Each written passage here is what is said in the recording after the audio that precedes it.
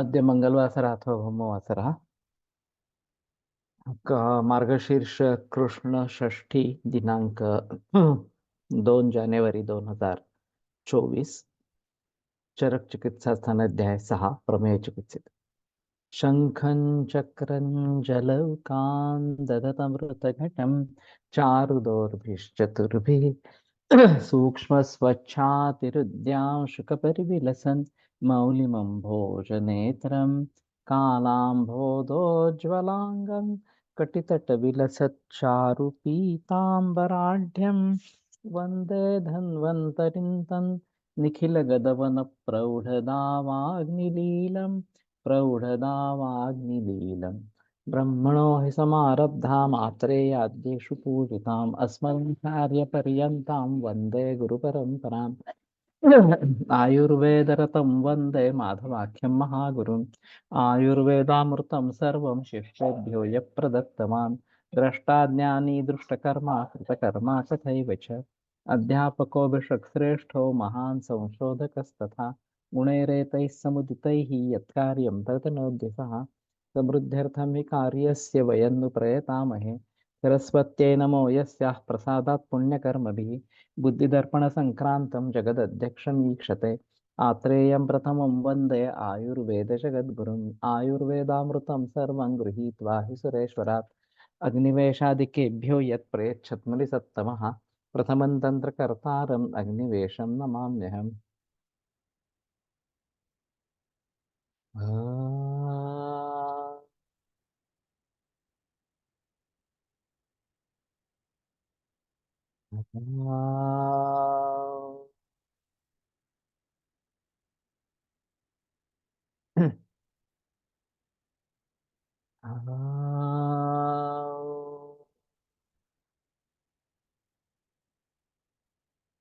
ओम शांति शांति शांति।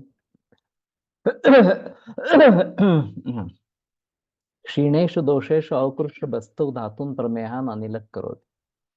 तो दोष क्षय होने पर धातुओं को आकर्षण करके वायु प्रमेह, बस्ती में आकर्षण करके वायु प्रमेह को निर्माण करता है। दोषो ही बस्तिम समुपेत्य मूत्रम संदुषमेहान जनयेद यथास्म। तो दोष बस्ती में प्रवेश करके मूत्रों को संदूषित करते, दूषित करके अपने अपने तरीके से प्रमेह का निर्माण करता है। तो कहने का तात्पर्य अर्थ ये है कि हमारे हिसाब में ज्यादा महत्व बस्ती और मूत्र को है, क्योंकि एलोपैथी में ज्यादा महत्व रक्त शर्करा को दिया गया है इस प्रकार से। और फिर रीनल थ्रेशोल्ड की बात कही जाती है, तो ये काफी उलझन वाला मामला हो सकता है। इसलिए occurrence of high sugar level in blood इसी प्रकार का मॉडल का कहना है। और आयुर्वेद के मुताबिक मूत्रवर्ण प्रभेदेन भेदो महेशु कल्प्यते, ये जो बात कही गई है तो वो ज्यादा महत्वपूर्ण है।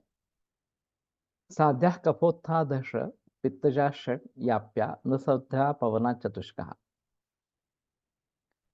तो कफ के जो 10 भेद है वो साध्य है।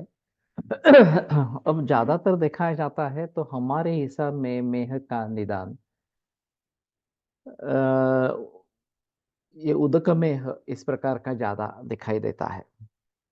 अगर हम मूत्र के परीक्षण के आधार पर मेह डिसाइड करने की कोशिश करेंगे, तो वास्तव में ऐसा होना चाहिए कि हम सभी वैद्यों को, जिसमें मैं भी शामिल हूँ, हर प्रमेही के बारे में उसके मूत्र परीक्षण करते रहना चाहिए।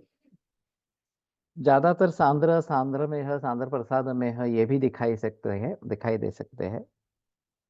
और वो जो सैंपल है वो 24 आवर्स रखना है।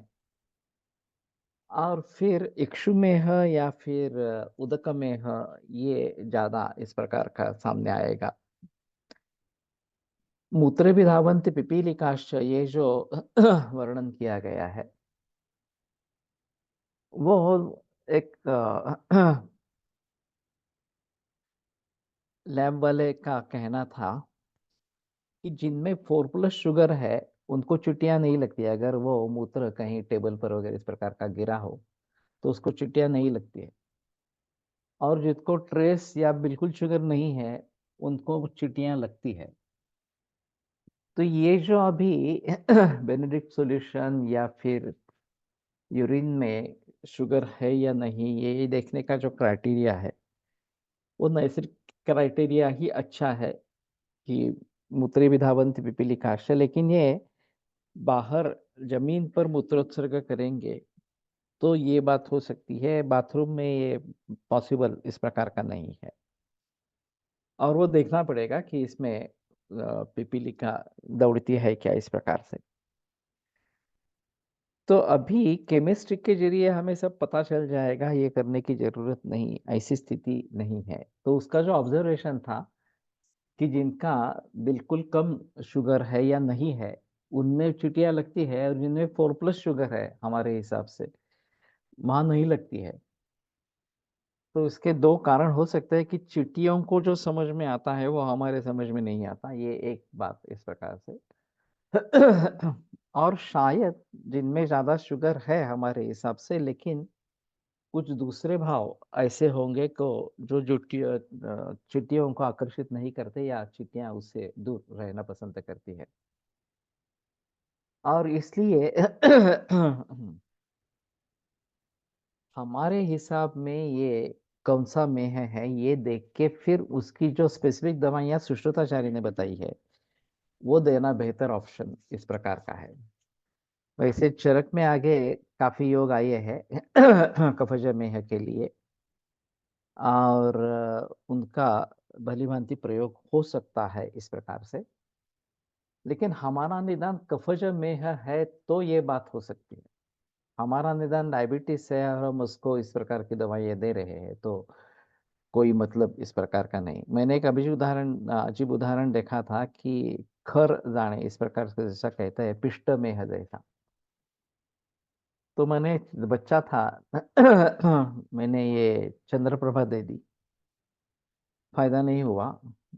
फिर पिष्ट में की जो दवा है सुश्रुत में बताई गई, वो दी गई, और वो देने से तुरंत ये पिष्ट में बंद हो गया। तो ये अजीब बातें है कि हमें हमारा निदान चाहिए और फिर उसके मुताबिक चिकित्सा करनी चाहिए। और संयोग से प्रमेह के सभी प्रकारों में चिकित्सा बताई गई है। ये एक अच्छी बात इस प्रकार की है। और जनरल भी चिकित्सा बताई गई है, तो ये दोनों बातें ध्यान में रखना इस प्रकार का महत्वपूर्ण रहेगा। तो कफोत्तरदश जो है वो साध्य है, अगर आनुवंशिकता नहीं है तो ये चापी केचित कुलजा विकाराः वगैरह इस प्रकार से आके बात आती है। तो कुलज अगर है तो ज्यादातर अभी तो कुलज ही मिलते हैं। नया नए पीढ़ी में प्रमेह निर्माण हुआ, ये कम लोग दिखाई देते हैं। जिनको आनुवंशिकता है उनमें प्रमेह दिखाई देता है हमारे हिसाब में, और उनके हिसाब में डायबिटीज दिखाई देता है। तो वो साध्य नहीं रहेंगे, वो याप्य कैटेगरी में जाएंगे। जैसे ये अभी एलोपैथी में इसके बारे में याप्य कहते हैं, उसी प्रकार से। लेकिन फिर भी एंटीबायोटिक ड्रग न देते हुए भी ये कंट्रोल हो जाएंगे, इस प्रकार से है। पित्तजा षट याप्याः, वैसे पित्तज में है जिसको कहा जाए, इस प्रकार से मरीज मिलते नहीं है। या वातज में है जिसको कहा जाए, ये इस प्रकार के मरीज मिलते नहीं है, बहुत ही रेयर इस प्रकार के कॉम्बिनेशन है। तो ज्यादातर उदक में है इसमें डायग्नोसिस होगा, और वो साध्य है हमारे हिसाब में। सिर्फ हमें शुगर ये एकमात्र क्राइटेरिया नहीं रखना है। साथ में शुगर को ले सकते हैं, लेकिन जिनमें ये वात प्राधान्य आ जाता है, सर्वेपि मधुमेहाख्या माधुर्याच्च तनोरथः इस प्रकार से, और ये चिंता के वजह से, वातजमेह के वजह से इस प्रकार का अगर मधुरत्व प्राप्त हो जाता है, तो ये दिक्कत वाला मामला इस प्रकार का है। और खास करके जुवेनाइल डायबिटीज, ये दिक्कत वाला मामला इस प्रकार का है।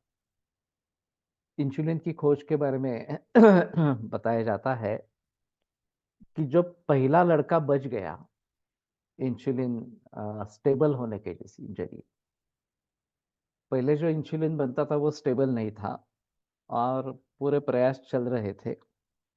फिर जर्मनी में जिंक इंसुलिन ये कंसेप्ट आई पहली बार इस प्रकार से, और वो स्टेबल हो गया।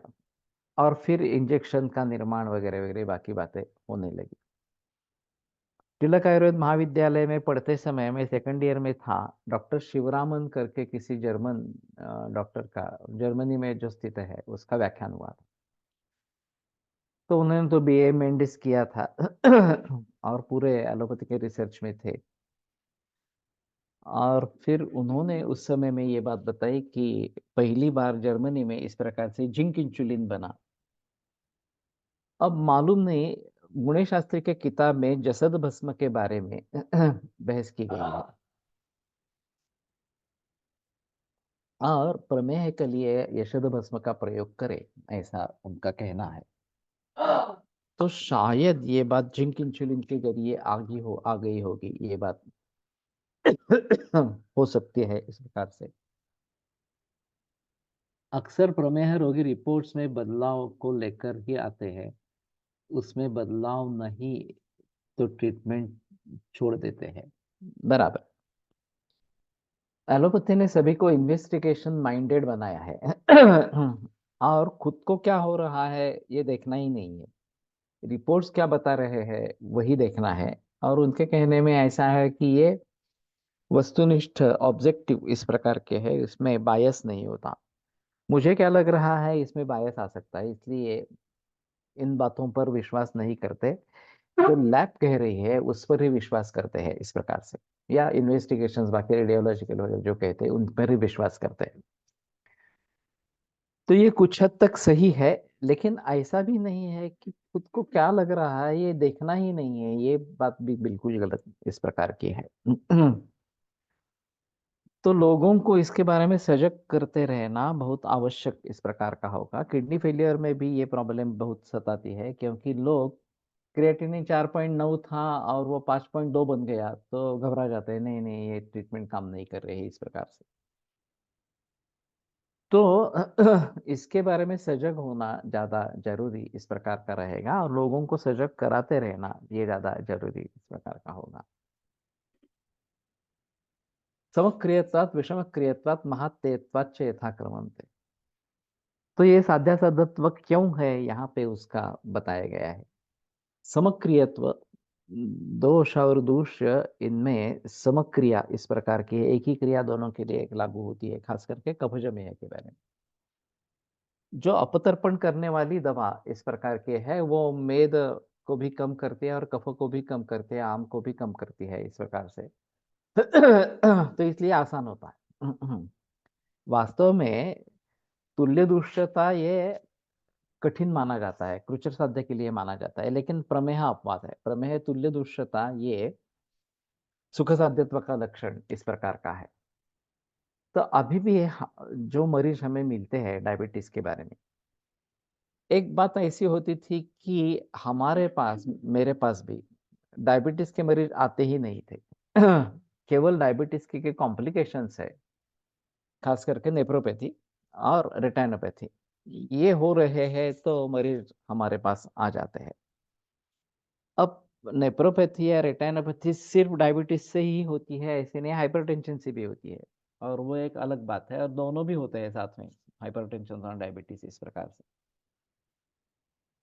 तो ऐसे हालात में शुगर प्रायः कंट्रोल रहती है, लेकिन नेफ्रोपैथी और रेटिनोपैथी या न्यूरोपैथी ये बात होते रहते हैं। तो वहाँ संतर्पण करना है, अपतर्पण करना है, ये सोच समझकर उसके बारे में अगर हम करते रहते हैं तो रिजल्ट्स मिल सकते हैं इस प्रकार से। लेकिन अग्नि को भी देखना बहुत जरूरी है, मानस भावों को भी देखना बहुत जरूरी है।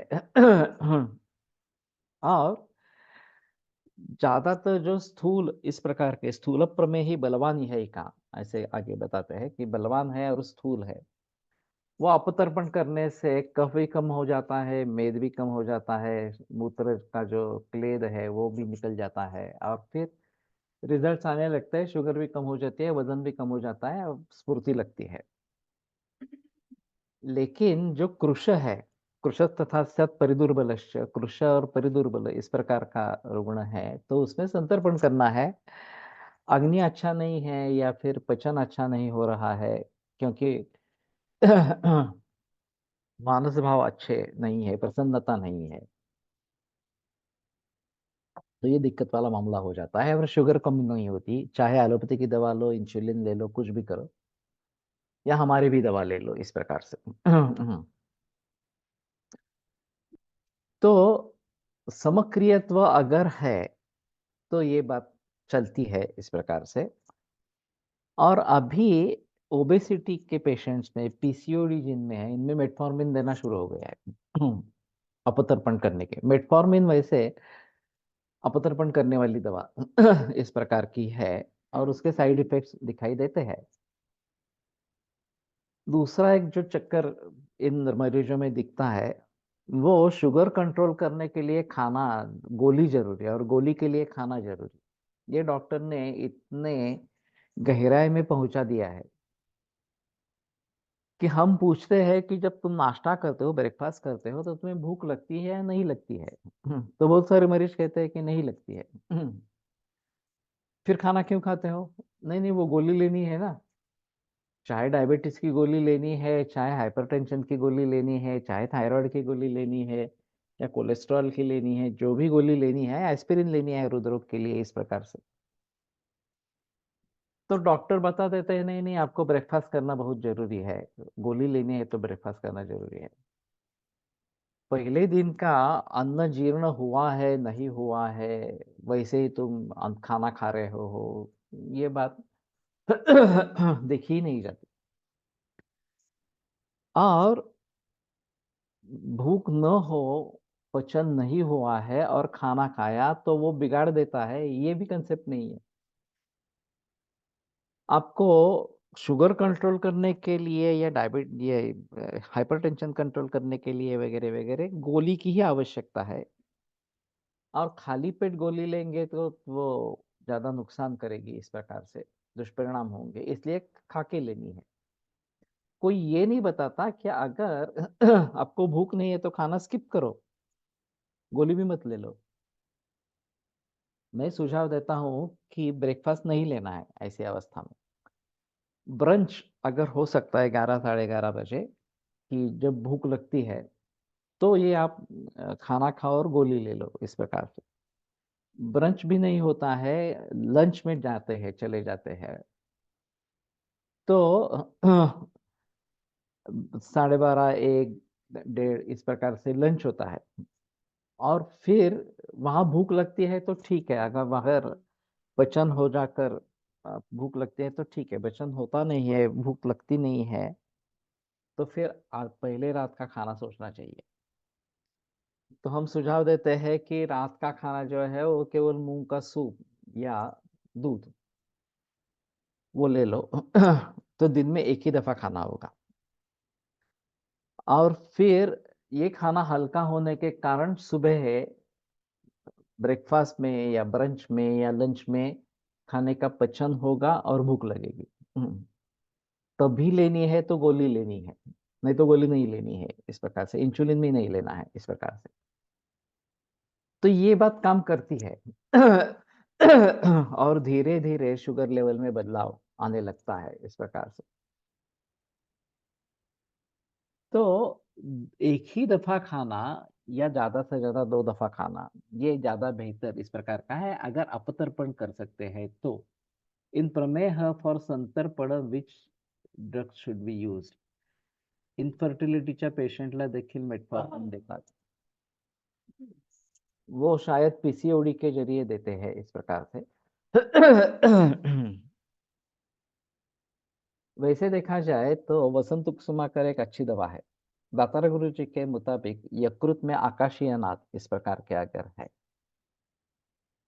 तो ये बुद्धिंद्रिय पर ज्यादा बोझ डाला जा रहा है, ऐसा उनका कहना है। और इसमें पहले जटामांसी फाउंड रात्रि में और फिर वसंत कुसुमाकर ये बताते हैं।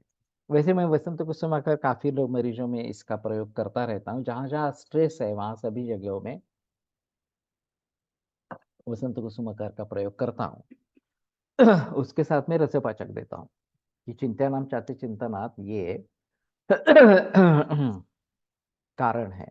तो रसपाचक वसंत कुसुमाकर और चाय धीरा गुड़ूची इस प्रकार का कॉम्बिनेशन। अगर स्ट्रेस बहुत ज्यादा है या सोचने का तरीका गलत है तो पथ्या, कि उसको मार्ग पर लाने के लिए पथ्या यानी कि हरितिकी का प्रयोग करते हैं। तो मैंने पहली बार जब ये सोचा कि इसकी बुद्धि जो है विमार्ग में जा रही है, गलत सोच रही है इस प्रकार से, तो मैंने पहले पथ्या का प्रयोग किया कि पथ्यम पथोन पेतम यत्, ये मार्ग पर लाने वाली इस प्रकार की है। तो इसमें परिवर्तन विचारों में आता है इससे, इस प्रकार से जरिए। तो कहने का तात्पर्य अर्थ ही है। हाँ, नहीं काल से नवीन। तो कहने का तात्पर्य अर्थ ये है कि अगर पचन नहीं हुआ है, भूख नहीं लगी है, तो खाना नहीं खाना है। ये अभी जगन्नाथ दीक्षित का जो है कि 2 ही दफा खाना, या जो दूसरा 18 घंटे की फास्टिंग ये जो बताते हैं, इनमें मुख्य मुद्दा पचन हो जाना, ये महत्वपूर्ण है। और आहारम पचति शिक्की दोषान आहार वर्जित पचति, आहार को छोड़ दिया तो साम दोषों का पचन पहले होगा और फिर निराम दोष का पचन होगा और फिर भूख लगेगी, इस प्रकार से हल्कापन महसूस होगा। ये जो उद्गार शुद्धि उत्साह हुए गोचर हुए तो चिता, ये सभी लक्षण दिखाई देंगे। तो ऐसे हालत में ही खाना लेना है, ये महत्वपूर्ण इस प्रकार का रहेगा। अब वसंत कुसुमाकर जैसे और कौन से योग प्रयोग में ला सकते हैं, ये थोड़ा सोचना पड़ेगा। अभ्रक भस्म एक इसके लिए अच्छा है। और मैं चंद्रकला के बारे में सोच रहा हूँ, लेकिन उतना ज्यादा प्रयोग चंद्रकला में भी बहुत सारे सुगंधी द्रव्य, वसंत कुसुमाकर की भावनाओं में भी सुगंधी द्रव्य काफी है। तो सुखानुबंधी सूक्ष्मश्च सुगंध रोचनो मृदु, सुगंध जो है सुख का अनुबंध निर्माण करने वाला और सूक्ष्म स्रोतगामी इस प्रकार का है। तो वसंत कुसुमाकर हो, चंद्रकला रस हो, या इसी प्रकार के अन्य कोई इस प्रकार के अ, योग हो जिसमें सुगंधित द्रव्यों की भावना ज्यादा इस प्रकार के है, उनका प्रयोग करते रहना बेहतर इस प्रकार का रहेगा। और धीरा विदारी या फिर धीरा गुड़ुची या अभिरु वगैरह वगैरह इस प्रकार की बातों का प्रयोग, भीति अगर ज्यादा है तो तगर वगैरह इस प्रकार से भी बात कर सकते हैं। तो समक्रियत्व या कफज प्रमेह में साध्यत्व का हेतु इस प्रकार का है। विषम क्रियत्व ये पित्तज प्रमेह के बारे में बताया गया कि पित्त की शांति करने के लिए शीत, मधुर वगैरह इस प्रकार के द्रव्य चाहिए, और वो कफ को बढ़ा देने वाले इस प्रकार के हैं, तो विषम क्रियत्व हो जाता है। और इसलिए ये याप्य हो जाते हैं कि जो कफ और पित्त दोनों का शमन करने वाले, आम का शमन करने, आम का नाश करने वाले वगैरह, पाचन करने वाले ऐसे योग है वही दे सकते हैं, बाकी नहीं दे सकते हैं इस प्रकार से। तो विषम क्रिया होने के कारण ये मुश्किल हो जाते हैं।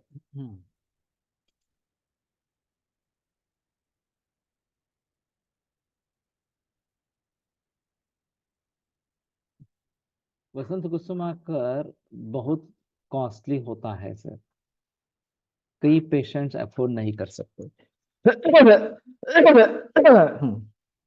मैं पुड़ियों में डालता हूँ, 6x करके डालता हूँ, फिर ये कॉस्टली बिल्कुल नहीं रहता।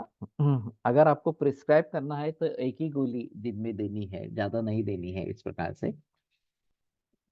श्लोक परत सांगा ना प्लीज, कौन सा श्लोक? धीरा गुडुची मध्ये धीरा काय आहे?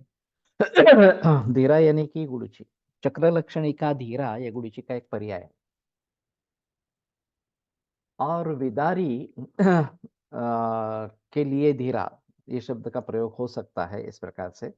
मेधा जीवक कालो काकोली रुद्धि द्वंद्वे पिचासती वरी विदारी अश्वगंधा, तो जीवक ऋषभ के लिए धीरा ये शब्द का प्रयोग है, और उसके लिए अगर हम विदारी का प्रयोग करते हैं तो धीरा विदारी नाम से करते हैं। जहां संतर्पण की अपेक्षा है वहां धीरा विदारी का प्रयोग करते हैं। धीरा विदारी यानी कि विदारी धीरा नाम से, और जहां अपतर्पण या रसायन इस प्रकार की आवश्यकता है वहां गुड़ीची का प्रयोग करते हैं, धीरा गुड़ीची नाम से इस प्रकार से।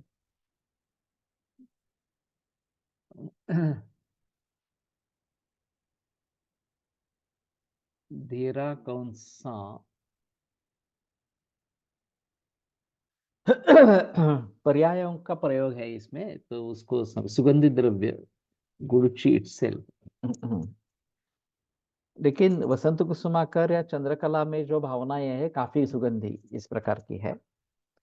और सुखानुबंधी सूक्ष्म सुगंध रोचनो मृदु, इसके आधार पर ये कर सकते हैं। दूसरी एक बात हो सकती है, जिनको अत्तर पसंद है तो उनके पसंद का अत्तर कोई भी वो हर रोज लगाने के लिए कहते हैं, 2-3 बार वगैरह। नेचुरल अगर मिलते हैं तो ज्यादा अच्छा है। अभी सिंथेटिक काफी है, तो नेचुरल चंदन का मिल सकता है, गुलाब का मिल सकता है, तो वो ज्यादा अच्छा इस प्रकार का है। वैसे पार्थिव द्रव्य गंधवान इस प्रकार का होता है, तो गंध युक्त है तो पार्थिव है।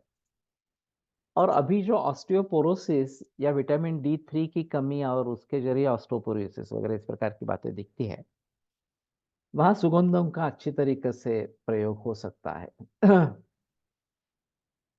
तो अत्तर या सेंट स्प्रे वगैरह वगैरह, लेकिन नेचुरल इस प्रकार के अगर प्रयोग करेंगे तो ज्यादा बेहतर इस प्रकार का है। कोलोन भी एक नेचुरल है। जर्मनी में कोलोन नाम का एक शहर है, और यहाँ कोलोन नेचुरली मिलता है। कोलोन जो सेंट है वो नेचुरली मिलता है इस प्रकार से। तो यूडी कोलोन अभी प्रचलन में है काफी। अभी मालूम नहीं मुझे, लेकिन पुराने जमाने में तो काफी प्रचलन में था। तो उसके हिसाब से करना ज्यादा अच्छा होगा।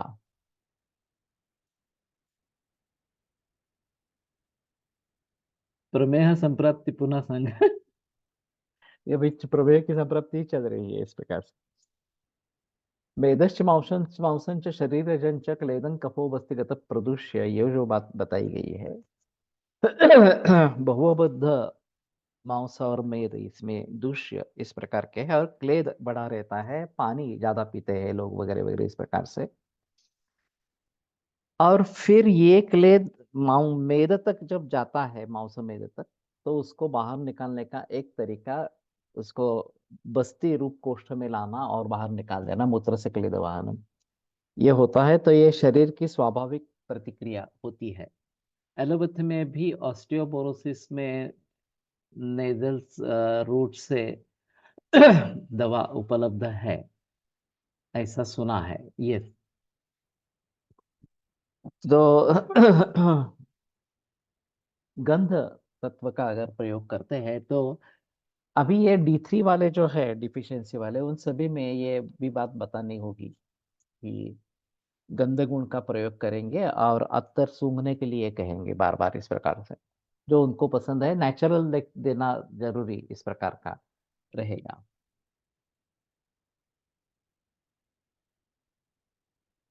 जिनको गंध पसंद नहीं आते, उनमें क्या पार्थिव अग्नि की विकृति होती है? हो सकती है। गंध तेल एक अच्छी दवा है, नाम ही गंध तेल है, और वैसे भग्न चिकित्सा में आया है।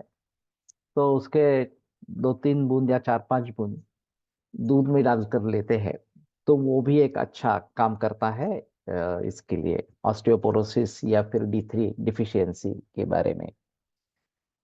तो कहने का तात्पर्य अर्थ ये है कि सौमनस्य किससे निर्माण हो, ये देखना जरूरी इस प्रकार का रहेगा। और फिर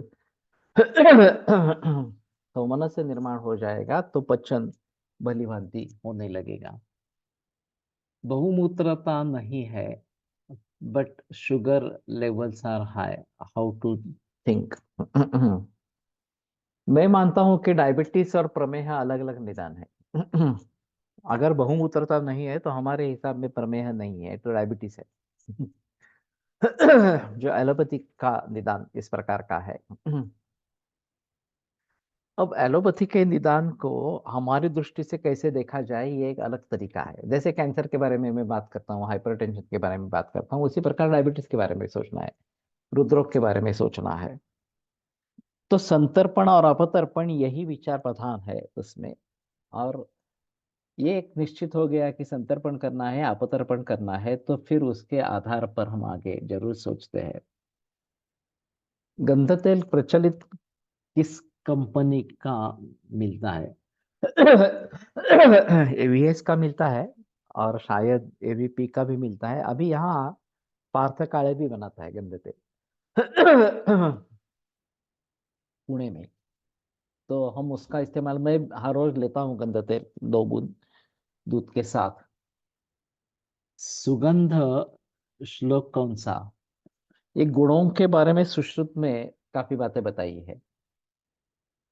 द्रव्य से ब्रूहण कर्मणि शक्ति ही गुरु वगैरह इस प्रकार, जैसे गुरु के शब्द बारे में, ऐसे सुगंध के बारे में सुखानुबंधी सूक्ष्म सुगंध रोचनो मृदु, ये श्लोक आया है। तो ये सुख का अनुबंध निर्माण करने वाला रोचन इस प्रकार का है, और सूक्ष्म है। तो उस हिसाब से सुगंध का प्रयोग करते रहे ज्यादा बेहतर इस प्रकार का। मैंने एक अजीब केस गोशम तांबे की बताई थी। फिर से दोहराता हूँ, वो एक अच्छा उदाहरण है, इसलिए दोहराता हूँ इस प्रकार से।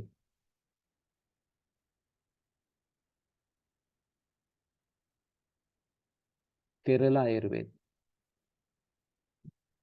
रीना, आपका कैमरा ऑन है तो बंद करो। हम्म,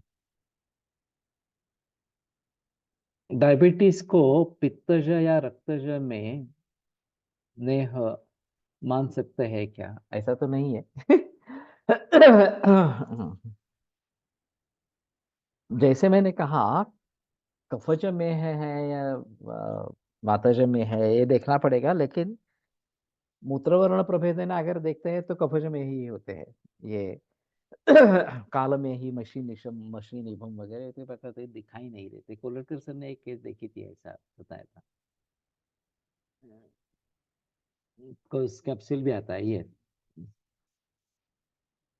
विच कंपनी? पार्थ काले की कंपनी है, उसका नाम अभी मालूम नहीं है, पुणे में ही है ये।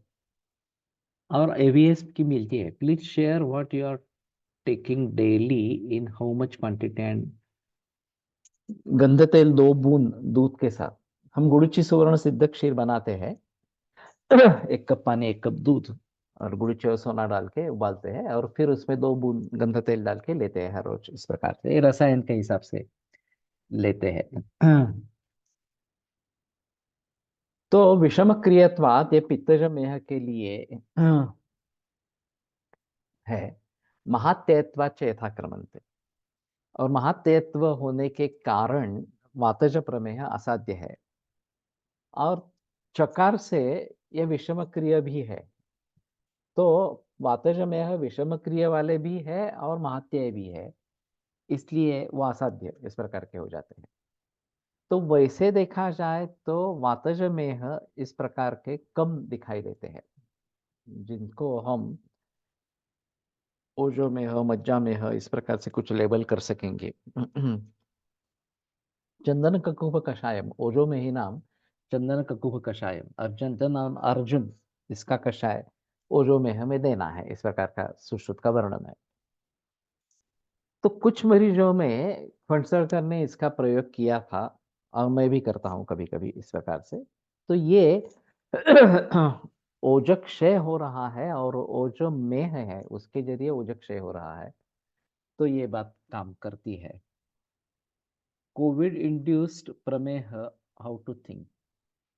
इसमें तो विषय चिकित्सा का प्रयोग करना पड़ेगा, विषग्न चिकित्सा देनी पड़ेगी। और प्रतिकार शक्ति कम होना, ये एक अहम बात है। तो दूसरी विषारी आगत या बिलवादी गुटिका, इसका प्रयोग इसमें कर सकते हैं। और वैसे कोविड से काफी अन्य अन्य कॉम्प्लिकेशंस हो रही है। अभी जैसे अचानक दिल का दौरा पड़ना और मृत्यु हो जाना यंग एज में, ये भी कोविड वैक्सीनेशन का एक परिणाम, नतीजा इस प्रकार का है। तो जो केस मैं बताने जा रहा था वो वैसे ही रह गई। ब्लड मध्ये शुगर है तर रक्त पाचक वापरावे, मुश्किल है कहना।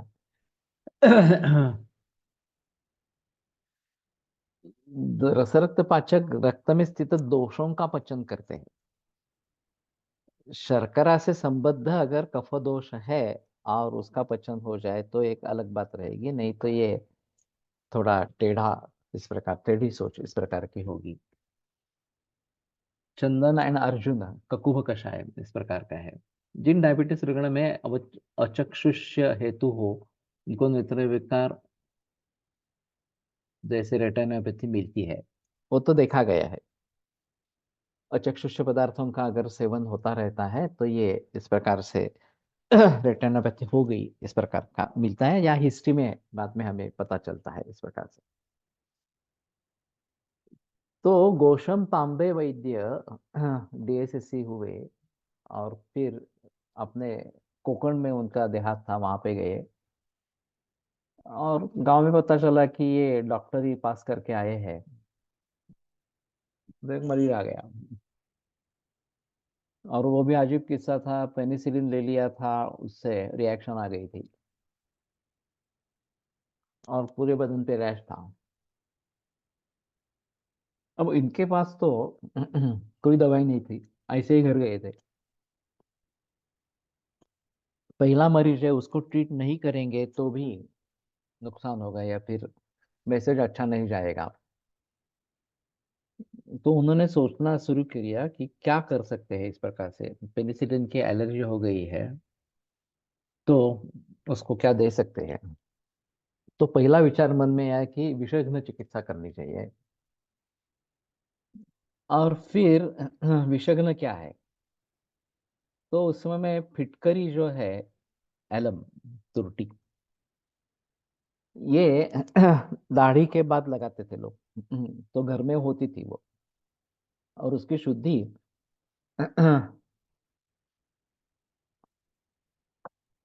आसान है, केवल उसको भूनना है इस प्रकार से। तो और कांक्षी कषाया कटुआमल कंठ्या केशावरणग्नि कचरंजनी च वगैरह इस प्रकार के है, और विषंगनी ये आगे बताया है। तो कर ली, अब उसको देना है शरीर में, लेकिन ये कषाय रसात्मक है, तो ये त्वचा तक कैसे पहुंचेगी, क्योंकि कषाय रस तो स्रोतरोध करने वाला इस प्रकार का है। तो फिर उन्होंने सोचा कि अगरबत्ती की रक्षा, अगरबत्ती सुगंधी है, तो उसकी रक्षा भी उसको कैरी करती है इस प्रकार से सोच के। और सुखानुबंधी सूक्ष्म सुगंधो रोचनो मृदु, सुगंध सूक्ष्म स्रोतगामी होकर त्वचा तक पहुंच जाएगा। तो ये फिटकरी में ये अगरबत्ती की रक्षा डाली, और फिर आगे सोचा कि ये तो जाकर शमन करेगी, लेकिन दोष को कोष्ठ में लेके आना है और बाहर निकाल देना है इस प्रकार से, या शमन करना है उसका। तो पुनः ये कषाय रसात्मक होने के कारण काम नहीं करेगी, तो इसलिए उसमें गुड़ डाला। तो गुड़ कैसा है कि नातिश्लेष मुकुरो धवत सूक्ष्म मूत्र शक्रु दूढ़ा, सूक्ष्म मूत्र और शकृत इस प्रकार का गुड़ इस प्रकार का बताया गया है। तो फिर ये कॉम्बिनेशन बन गया कि फिटकरी की लाही, ये उद्बत अगरबत्ती की रक्षा, और गुड़, गोली बना के दे दी, और कहा कि दिन में 3 गोलियां ले लो इस प्रकार से, मरीज ठीक हो गया। अब ये युक्ति प्रमाण का बहुत अच्छा उदाहरण इस प्रकार का है कि किस प्रकार से हम सोच सकते हैं और किस प्रकार से रिजल्ट्स पा सकते हैं इस प्रकार से। तो सुखानुबंधी सूक्ष्मश्च, मैंने कभी रक्षा का, खास करके अगरबत्ती की रक्षा का इस प्रकार से प्रयोग नहीं किया है। उदाहरण तो मालूम है, ये सामने है, लेकिन शायद कर सकते हैं। अत्तर ज्यादा आसान इस प्रकार का है।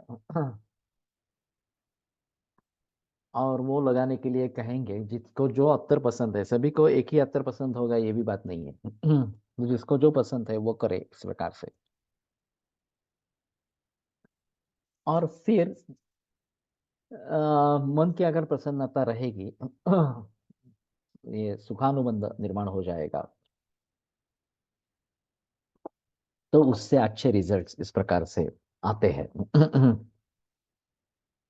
वात प्रमेह असाध्य होने पर भी चिकित्सा बताई है। वात प्रमेह की संप्राप्ति 2 प्रकार से हो सकती है। क्या पहली बात दोष प्रकोप के होता हुआ वात प्रमेह जो साध्य है, दूसरा कफ पित्त प्रमेह व्याधिकर्षण का कारण हुआ प्रमेह असाध्य है। असाध्य है, फिर भी जब चिकित्सा बताते हैं, तो ये असाध्य याप्य कैटेगरी में जाता है। चिकित्सा बताते ही नहीं है या प्रत्याख्याय करने के लिए कहते हैं, तो फिर बिल्कुल असाध्य इस प्रकार से समझना है। जैसे कैंसर को कुछ लोग मांसार्बुद रक्तार्बुद कहते हैं, लेकिन मांसार्बुद और रक्तार्बुद को असाध्य कहा गया है और उसकी कोई भी चिकित्सा नहीं बताई गई। तो ये हमारे लिए काम की चीज नहीं है। कुछ भी अगर इस प्रकार से चिकित्सा बताते तो एक अलग बात होती, लेकिन चिकित्सा दी गई नहीं है सुश्रुत ने जो कहा है उसमें इस प्रकार से। तो इसलिए जिन असाध्य रोगों के लिए दवाइयाँ बताई हैं, वहाँ याप्यत्व है, ये समझ लेना जरूरी इस प्रकार का रहेगा। Aroma oils useful in some way. Same way होता है। अभी इसमें नेचुरल और सिंथेटिक ये बात देखनी है। और वैसे अभ्यंग के तेल में अगर अरोमा ऑयल डालते हैं एक दो बूंद, इतना ही, तो भी बात होती है।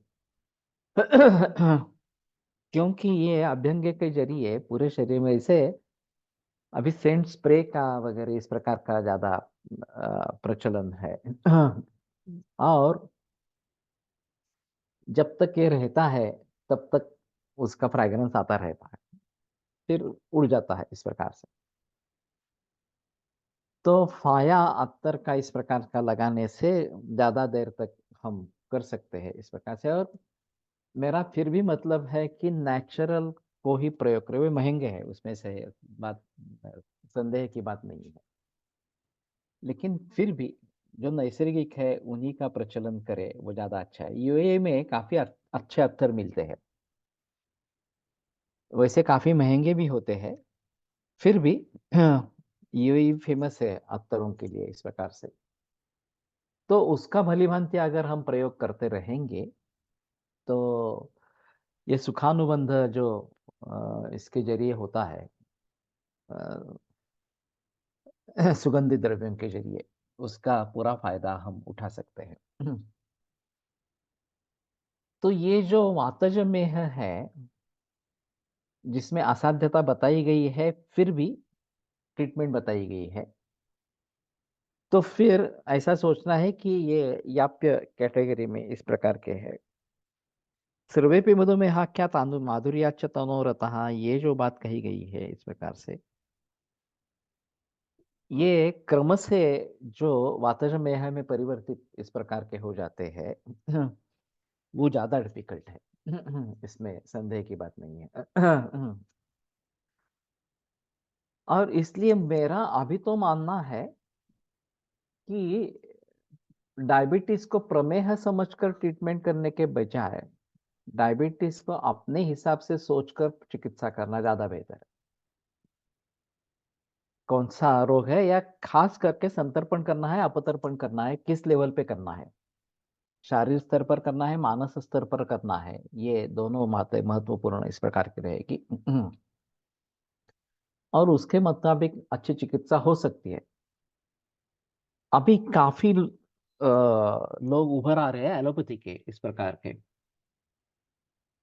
इत्र इनने इत्र में एम्बर गरिस के यूज भी करते हैं for stability and sustenance of इत्र, या। तो ये अंबर क्या है, ये भी एक कठिन सवाल है। वास्तविक में अंबर जिसको कहते हैं, और असली अंबर बहुत ही महंगा है, मालूम नहीं मुझे, लेकिन बहुत ही महंगा है। असली मिलता है नहीं मिलता है, ये भी एक बात है। लेकिन एक ठीक है, मैं समझता हूँ कि इसको प्रचलन में लाना अच्छा इस प्रकार का रहेगा। और उसके जरिए भली भांति हम रिजल्ट्स पा सकेंगे, ऐसी स्थिति रहेगी। मेरी किताब है चालत्या बोलत्या शुगर फैक्टरीज, मराठी में है, डायबिटीज के बारे में। लेकिन उसमें आम लोगों के लिए लिखी है एक बात इस प्रकार से, और ज्यादा बहस औषधियों के बारे में बिल्कुल नहीं है। तो वैद्य के मार्गदर्शन के अनुसार ही दवा लेनी है, इस प्रकार का मैंने बताया है। हाँ सर, इत्र में हाँ देव हुआ है। तो कहने का तात्पर्य अर्थ ये है इन सभी का कि एलोपैथी में डायबिटीज है और इसलिए हमें प्रमेह के बारे में सोचना है, ऐसा कुछ वैद्य करते हैं। बहुत सारे वैद्य करते हैं। तो ये सोच ही कितना सही है नहीं है इसके बारे में सोचना पड़ेगा। और हमारे हिसाब में क्या है, ये सोचकर चिकित्सा करना ज्यादा बेहतर इस प्रकार का है। खास करके संतर्पण और अपतर्पण के बारे में सोचना, अग्नि के बारे में सोचना, मानसिक भावों के बारे में सोचना, ये आवश्यक इस प्रकार का रहेगा। और फिर दवाइयाँ क्या लेनी है वगैरह अलग इस प्रकार का रहेगा। और लोग पैरामीटर्स के बारे में पहले हमें होना है कि उसको अच्छा लग रहा है, ये होना जरूरी है। लोग फिर भी पैरामीटर्स में चले जाते हैं, तो ये शुगर लेवल का असर क्या हुआ यही देखना है, इस प्रकार से सोचते हैं। तो ये पहले सोचने की बात नहीं है।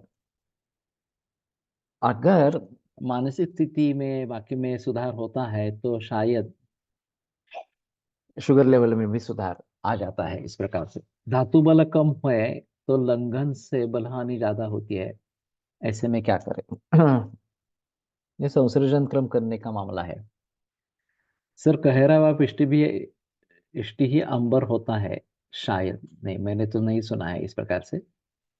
गुलाब अर्क का नस्य लाभ करेगा क्या?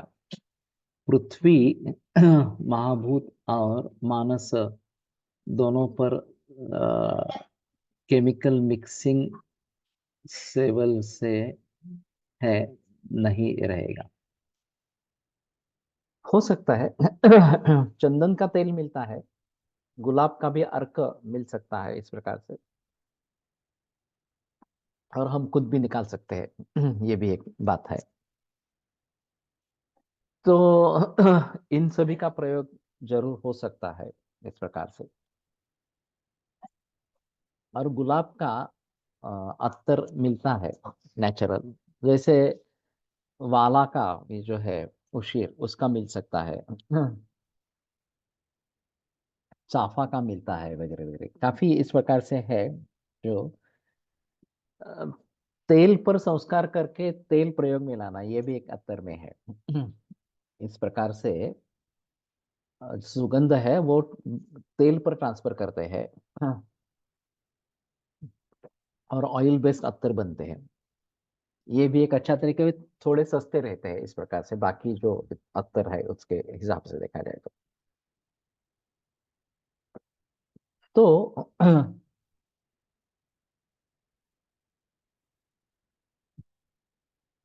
गुलाब का नस्य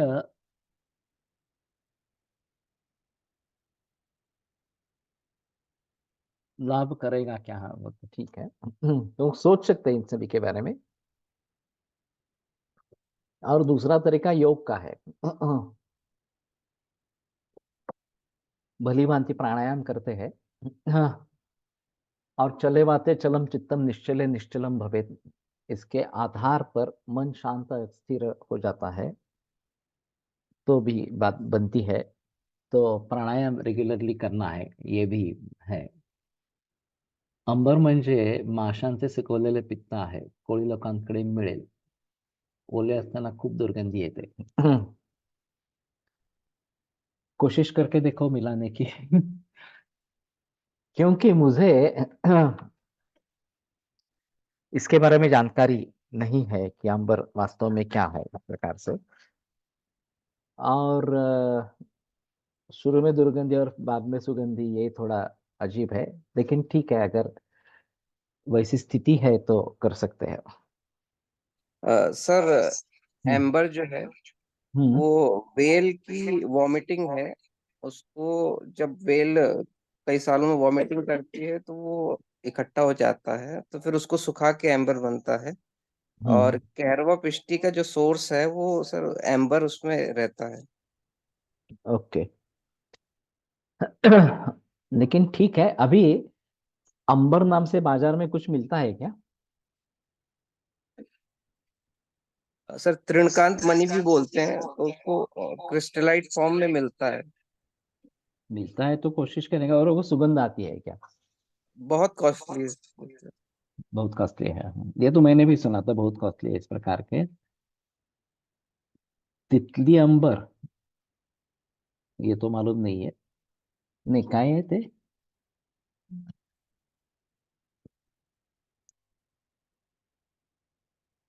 उ- उल्टी अंबर, हाँ, देवमाशाची उलटी। तो मालूम नहीं है कि इस प्रकार से जो आसानी से मिल रहे हैं, ये गुलाब है, चंदन है, खस है, वगैरह वगैरह, ये उनका पहले प्रयोग करने की कोशिश करेंगे अगर हमें सुगंधी द्रव्य ही चाहिए। तो इस प्रकार से बात हो सकती है।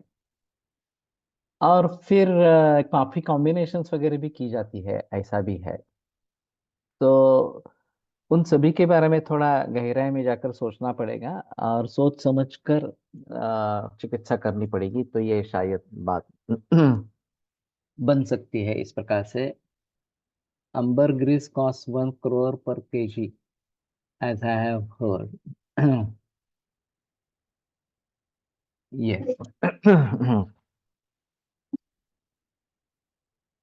तो छोड़ देते हैं। इतना महंगा तो कोई प्रयोग में लाने का मतलब नहीं है, उसके बजाय अगर अच्छा मिलता है तो ज्यादा अच्छा रहेगा। तो महात्यत्वाचे यथात क्रमन्ते, तो महात्य होने के कारण वातज प्रमेय जो है वो महात्य होने के कारण असाध्य इस प्रकार के बताया गया है। कफस्य पित्त पवनश्च दोषाः मे मेदोस्र शुक्राम्बु वसालसिकाः मज्जारसौच पिष्टितं च दूष्याः प्रमेहिणां विंशतिरेव मेहाः। तो इसके बारे में अगले सोमवार को बहस करेंगे। अभी मेरा मालूम नहीं, कंप्यूटर ये पूरा डिस्चार्ज हो गया था और रिस्टार्ट हो गया, इसलिए शुरू में तकलीफ आई। हाँ, ठीक है। आयुर्वेद प्रकांडो निगदित इह हि शल्यतंत्र प्रधानः शिष्येभ्यः शाश्वतोऽयं निखिल जन कृपा व्याप्त चित्तेन येन आयुर्वेदस्य वाञ्छन् पुनरपि भुवने ताञ्च सुष्ठु प्रतिष्ठां श्रेष्ठं धन्वन्तरिं तं प्रणमति च सदा वैद्यवर्गो हि नूनम् वैद्यवर्गो हि नूनम्।